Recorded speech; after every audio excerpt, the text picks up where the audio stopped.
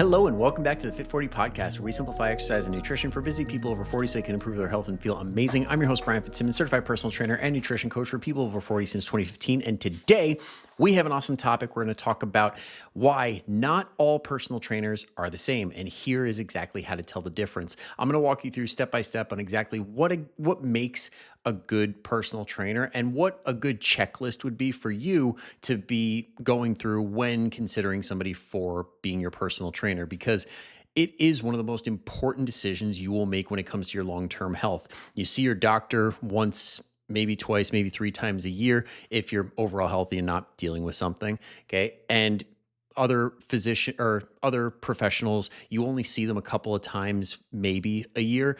A personal trainer you see every single week, day in, day out, once, twice, 3 times, maybe even more times a week. That's going to be your high touch person. So it matters a lot in who you pick. Okay, it can make or break a lot of things for you when it comes to your overall health. So we're going to go step by step and talk through it. Now, before we do, as always, if you haven't already, go ahead and hit that subscribe or follow button wherever you're watching or listening so that way you do not miss another episode going forward. I actually just locked in another incredible guest. It's going to be a return from last year, I think. I haven't had him on in a while, but I won't give too much away, but there's some awesome guests down the pipe and a lot of really good topics. So do not miss them. Go hit that follow or subscribe. Now, enough of selling that stuff, okay? Enough of the pitching. Now let's get into what you came here for. So first off, let's start with why the hell am I even talking about this? Like, why am I poo-pooing other trainers? And it really comes down to this. Number one is when I get on sales calls or when I'm talking to people who are interested in personal training, they're like, first question, what are your prices? Natural. I mean, we go to Amazon, we go to online and we look up what's the going rate, like what does this cost? And totally fair. But that's assuming that everything is the same. Like if you buy a shoe, you assume, hey, it's got a flat bottom, it's got something that covers my foot. Okay, it pretty much checks that box, right? It's not the same when it comes to service-based things. I'm sure you've been to a mechanic that was nowhere near as good as the one you go to now. Or maybe you hired somebody for landscaping or contract work, and then you realized, oh my God, they're horrible. But then you find somebody who's a million times better, and you're like, I wish I knew about this sooner.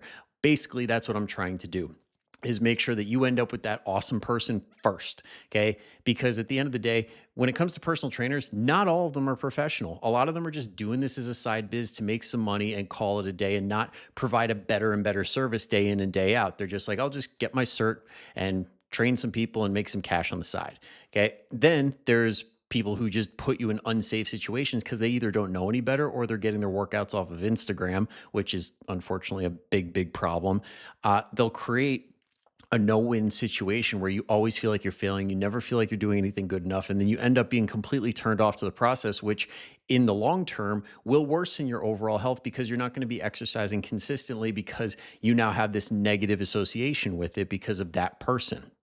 And overall, long-term health will suffer. So again, I'm not doing this to shit talk newer trainers because a few of them will get incredibly good. They are going to be leading the industry in a few years, but right now they just got to learn and they got to develop as trainers. Not talking about them. Okay, they're on their way, but many in this profession leave within a year or less. The majority do because number one, they just don't like people. I don't understand why people want to be personal trainers when they just don't like talking to people. They think it's a job where they could just hang out in the gym and they get to work out all the time.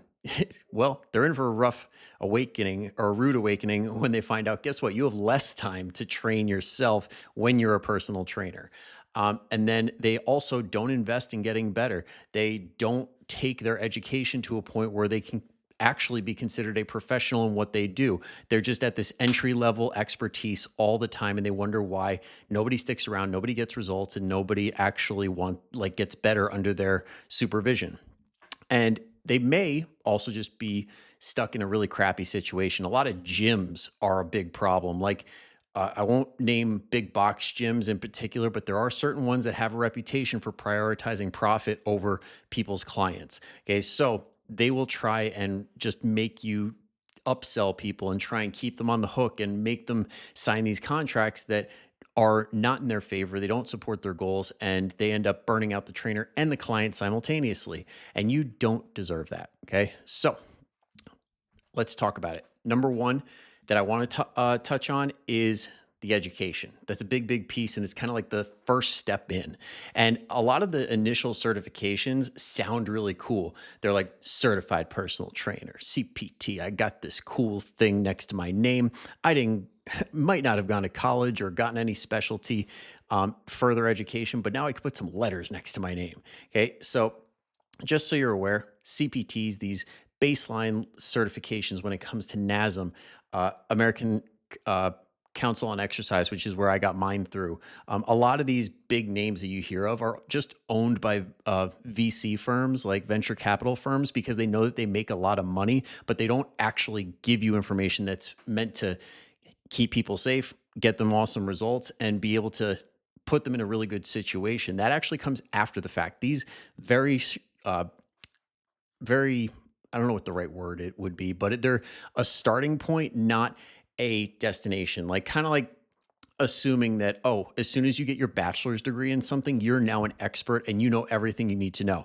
That's how CPTs are. It's like, this is not everything you need to know all wrapped up into one. Basically, they teach you their IP, their intellectual property. Like I know mine was like this 5-step system that you follow to make sure a client stays safe. It's like, cool. Didn't really do anything to make me a better trainer. It didn't teach me the business of training, didn't teach me how to get people amazing results or how to keep them safe. It's just, oh, this is our thing. You got to learn it and we'll give you our letters. Okay. And along with that, once you get that initial one, they sell you extra certs where it's like, now you know how to do TRX. Now you know how to do Pilates. Now you know how to do all these things. And again, they're just these surface level crappy certs that don't actually make you an expert in that thing. They just allow you to load your name up like alphabet soup. So that's actually a bit of a red flag. If you're looking for a trainer and they've got 1,000,001 letters after their name, they're just stacking up these garbage certs. They're probably not even any good at teaching this stuff.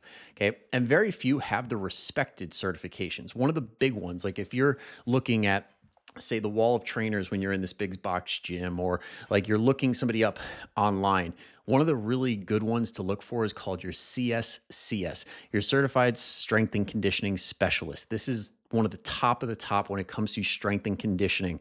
People in the NCAA who are strength coaches have to have this, like people in the NBA, NHL, all these different places that deal with athletes and making sure that they are able to get the best results possible and keep them safe.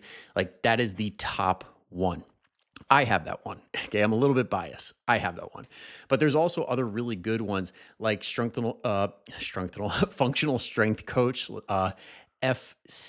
what is it? FCSC. I got to look that up. It's Mike Boyle's one. I always trip up on the letters. There's Prescript by Jordan Shallow, which is one of the higher level ones when it comes to biomechanics. There's PPSC, Pain-Free Performance, Strength and Conditioning. That's the one I also have. That's with John Russin. There's a number of really good ones. Barbell Rehab's another one that comes to mind. Like these are ones that you have to actively go out and invest money in and sometimes be in there live to actually achieve that certification because they make you do in person. I know for CSCS, they make you take a very rigorous test that is basically broken up into like 2 forms that are like, one's pretty much all the biology side of things. And then the other side is the practical where you got to watch videos and be like, this is wrong. They should be doing this. And it's not easy. Okay. But to put it in perspective, that initial cert that I got through ACE, basically I studied my ass off front to back, like read the entire textbook. I sit down for the test and I left pissed because I'm like, I could have taken this day one, just basic knowledge of being in the gym for the past however many years. I was 24. So I probably had 10 years of experience in the gym, could have passed that thing day one. It is not hard to get one of those, but you have a bunch of people running around saying that they're certified and they're not in a good place to help people. And the cherry on top of all this, you never see them at conferences. Okay, conferences are one of the best places to network, to learn from industry like experts, to learn from the best that our field has to offer. And a lot of these conferences are no longer running anymore because people stop showing up because they're like, oh, I could just get my information off of Instagram, or, oh, I'll just buy their course online. When it's not even close to the same thing. And it's just one of those things that pisses me off because it pains me that I'm not going to as many as I want to this year, but it's like one has to be on the schedule, at least one per year. And there's people that go decades, like 10, 20, 30 years where they're not doing anything different. They don't seek out education. They're just doing the whole thing on repeat. And they're like, my program's awesome. It's like, no, it's not. It pisses me off. Next is experience. Okay. Like I said, when you're in a big, like there's a couple of different situations here. Like a lot of people will start in big box gyms, like the 24-hour fitness, LA Fitness, things like that. And I've seen it good and I've seen it bad. Some places are set up better than others. Like Equinox has an incredible system that they have. Lifetime has a really awesome educational system and everything, and they produce very high quality trainers. But others, you're just getting somebody who is their head trainer teaching them next to nothing. They just look at whatever their profits are, and then they get on them about trying to upsell their clients into getting more sessions, not actually making them better trainers. Okay, there's that. Then there's the people that immediately go solo. They're like, I know what I'm doing. And they just go head first into training people with zero experience. And there are some people who have done well because they learn really fast and they apply very good information that they stumble across. But there's also people that end up in the wrong side of the industry, learning all the wrong things, learning like stupid techniques that don't actually have any evidence behind them. But because we're not medically trained, or we're not at a higher level of education where we were able to learn how to properly read scientific or scientific studies, research, and things like that, that they think, oh, this guru that I've followed is teaching me all the right things. And then they fall into it, which is why things like functional patterns exist. And like things like that are primal bullshit. Like those are the things that prey on people like that go solo immediately and don't know any better. Then there's boutique style. Like basically what I do and what I came up in is boutique style. So you end up not in a big box gym, but you end up in a place that isn't necessarily like a small studio. It allows for more people, and a lot of experience can be gained there depending on who's running the show. Because if you have somebody who's a really good boss and they're teaching you all the right things, like I was so fortunate to have somebody like Tom Langdon, who's like somebody that not a whole lot of people know, but in fitness, he's a very well-known guy. The guy above him, my other boss, Vince Gabriel, another very well-known name. I fell into an incredible situation. Not everybody's so fortunate. And sometimes they do end up with bosses that just don't put them in the right direction and they don't know what they're talking about. So it depends on that as well. And then that gets into the whole idea of internship and apprenticeship. Like I basically fell into an awesome apprenticeship where they teach you how to get better, how to be a better trainer year after year, and not just focus on your sales and focus on all the things that don't really matter to get you amazing results.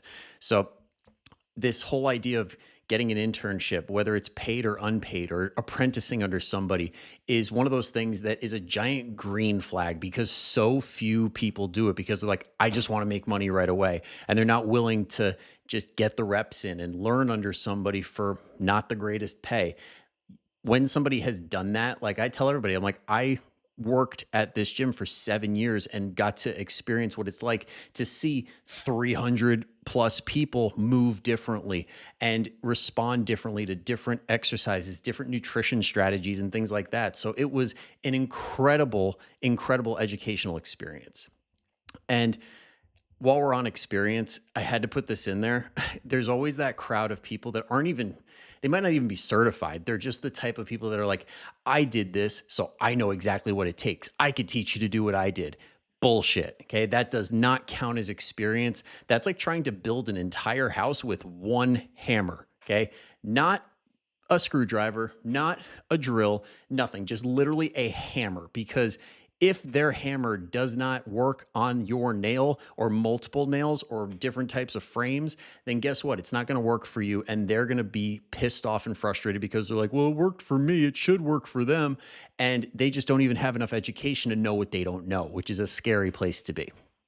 Okay, another thing that you want to take into account is personality. Are they the type of person that makes it all about them? It's all about their journey. It's all about like kind of the person I was just talking about. I did this. I know what to do. It's all about me. Or are they asking you, how do you feel about this? What's your experience with this type of program or this type of nutrition protocol? Like, and just really making it so that they're asking you a ton of questions about you and not inserting themselves in. Are they empathetic? Do they treat your limitations, your past experiences with empathy? Do they say like, oh, that sounds really challenging. Like that, I'm so sorry you had to go through that. If I think we can do this, this, and this, and I think you're really going to succeed. Or are they the type to be like, oh, that's rough. Well, anyway, I know you could kick ass at this. Like, I don't like that's bullshit. You don't have, you're stronger than this and whatever. Like, are they the type to actually hear you, not just listen and then go on to the next thing?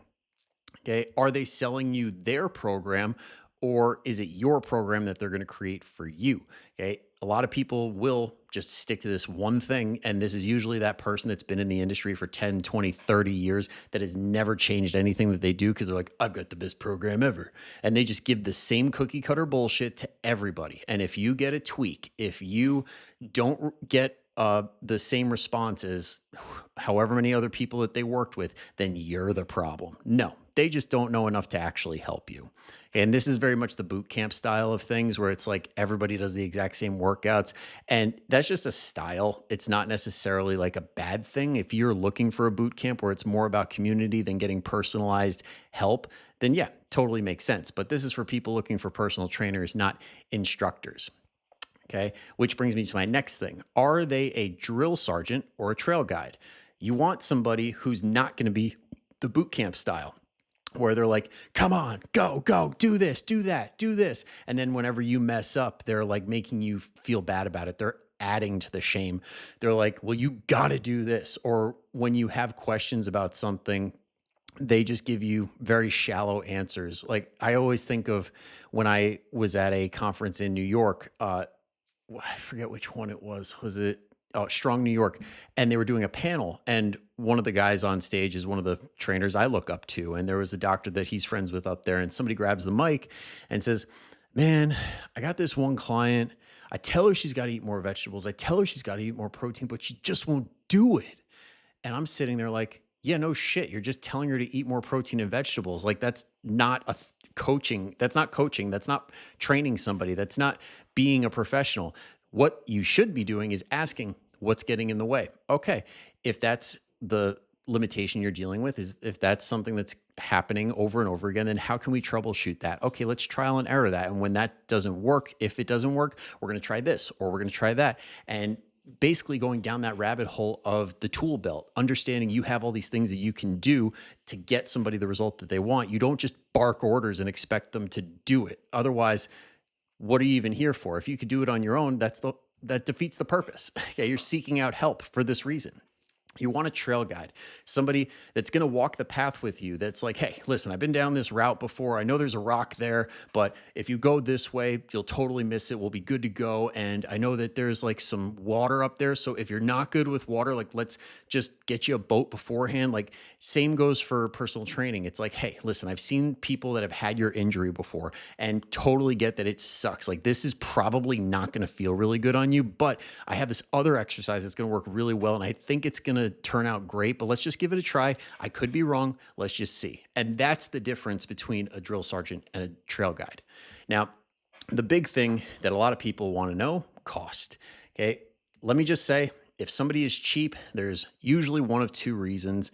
Number one, they're not very good and they're trying to undercut the competition because they can't really hold on to anybody. So they hope to get people that are just looking for the lowest price. And that is one. Or two, they're very new. And this could be either end of the spectrum. They could be very new and also very bad, like the people that go solo immediately, or they could be very new and very experienced, but they just started doing their own thing. Like me, for example, okay? I am relatively new to the Greenville, North Carolina area. Now, obviously, back in New Jersey, like where in that Berkeley Heights area, I know people who know I know what I'm doing. That know I'm very good at what I do, but here nobody knows. So guess what? I'm going to give away free weeks like they're candy. I'm going to have lower prices than most people because I want to get everybody in here. I want them to see how awesome Fit40 is and what I've created here and see how great it can serve them. So that is one way that you can get in on a cheaper level just by finding somebody who's experienced but new to the area. So you could hit a jackpot with that.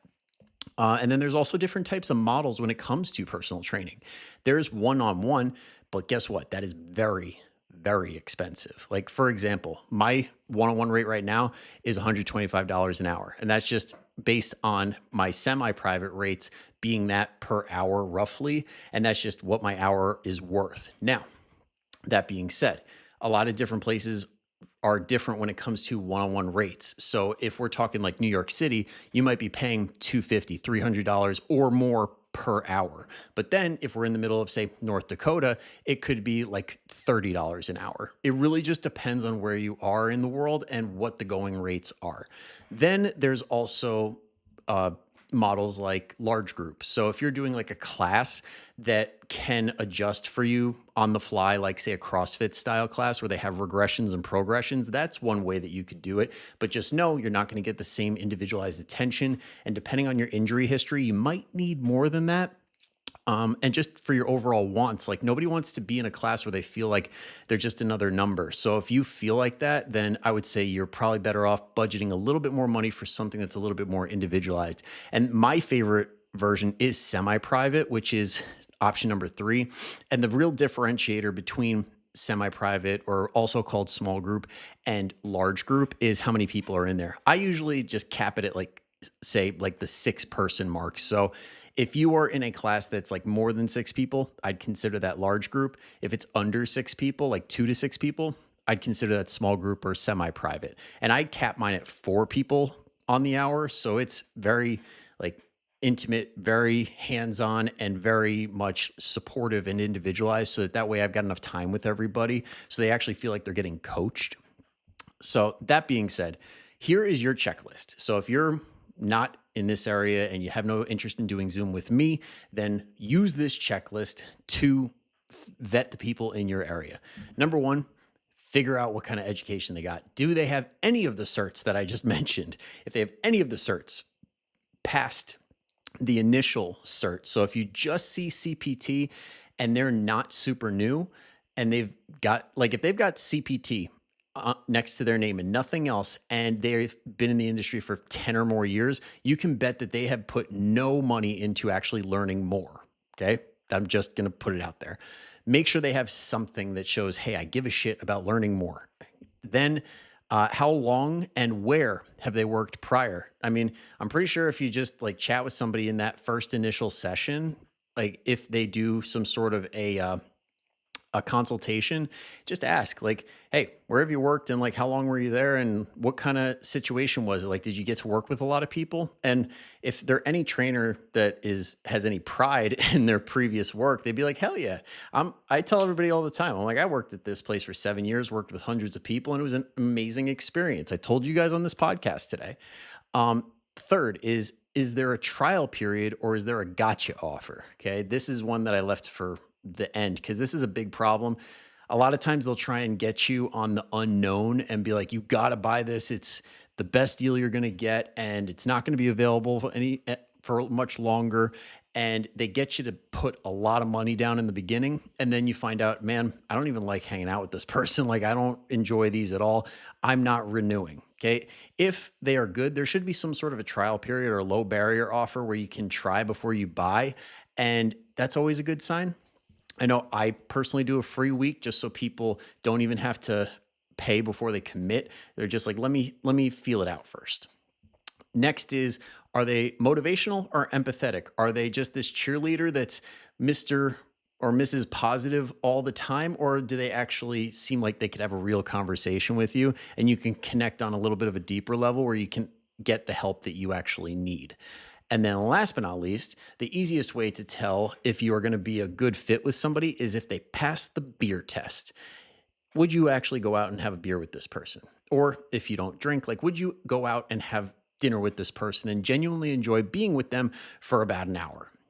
If yes, that's probably a good sign. If no, find somebody else, because there's nothing worse than working out with somebody that you don't like, especially if you are not the type that enjoys working out or you have to force yourself to get there. That's going to be one easier thing to give you a reason not to show up. So make sure that they pass the beer test.